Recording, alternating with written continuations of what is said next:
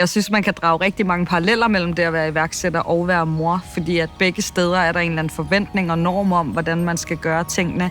Og der er enormt mange mennesker, som både har mening og holdninger til, hvad der er rigtigt, hvad der er forkert. Jeg synes virkelig, det er træls. Vi har et samfund, hvor vi ligesom ikke bare hæpper på hinanden. Jeg hedder Shelle, og jeg er 26 år, og så er jeg mor til 3 og iværksætter.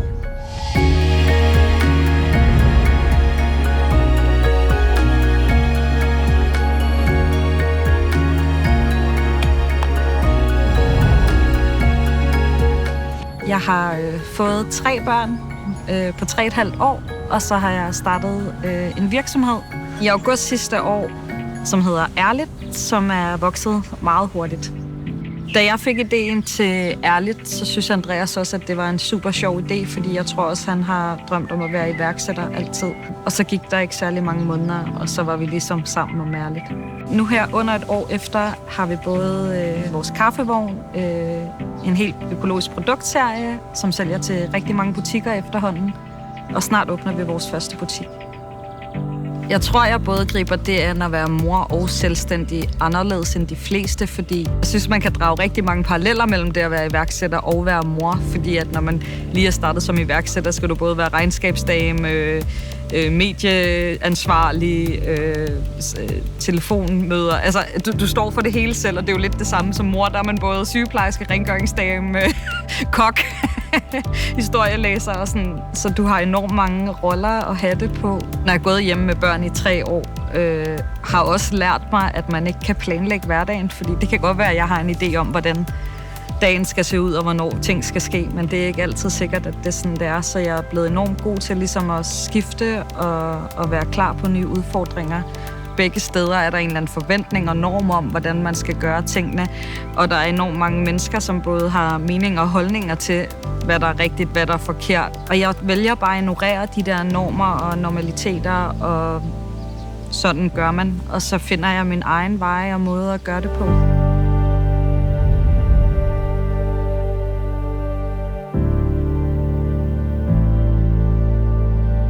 Der er en rigtig slem tendens til, at der ligesom er en firkant, man skal passe inden for, både som selvstændig og som mor. Og hvis man falder lidt uden for den, så er det helt galt. Da jeg gik hjemme med mine børn i 5 år, der fik jeg virkelig mange beskeder, både for bekendte, men også for fremmede mennesker på gaden, at jeg gjorde mine børn en bjørnetjeneste ved at gå hjemme med dem i så mange år. Og så gik jeg jo selvstændig, og pludselig så vendte de her beskeder, om jeg overhovedet har tid til mine børn. Og sådan. Så det er ligesom svært at vinde, hvis man skal sige det sådan, fordi det er aldrig alle, der bliver tilfredse med, hvad man gør.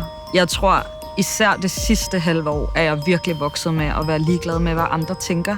Og virkelig for første gang, tror jeg faktisk, i mit liv accepteret og anerkendt den styrke, jeg har. Og er blevet mega stolt af mig selv og tør at sige højt, at jeg synes, jeg er mega sej.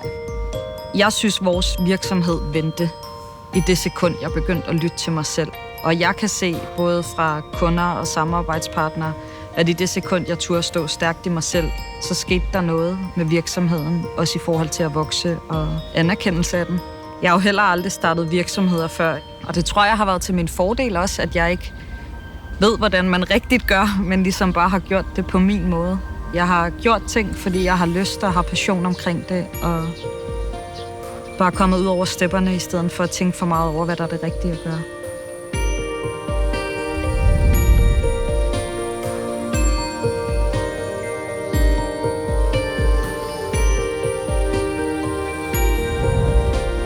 Jeg synes i Danmark, vi skal pakke den der jantelov fuldstændig væk. Det kan virkelig gøre mig irriteret og rigtig, rigtig gal, at vi bygger et samfund, hvor at vi hele vejen siden vi er små børn får at vide, at vi skal præstere og præstere og præstere. Og når så vi præsterer og gør det godt, så må vi alligevel ikke sige det højt. Eller sådan, det giver ingen mening i min optik, at man ikke må sige højt, hey, jeg har tjent fucking mange penge, og jeg er sej, eller hey, jeg har bygget en virksomhed, der nu kan køre sig selv, og jeg er sej, eller hey, jeg har gået hjemme 4 år og været mor, og jeg er mega glad for det. Det er sejt, eller sådan. Det skal vi alle sammen helst bare. Det var ikke noget.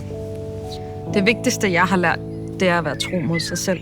Lyt til sig selv, tro på sig selv, være stolt af sig selv, gør lige præcis det, man har lyst til, uanset om det er at være iværksætter, om det er at være globetrotter, aktivist, noget helt femte. Men at lytte til sig selv.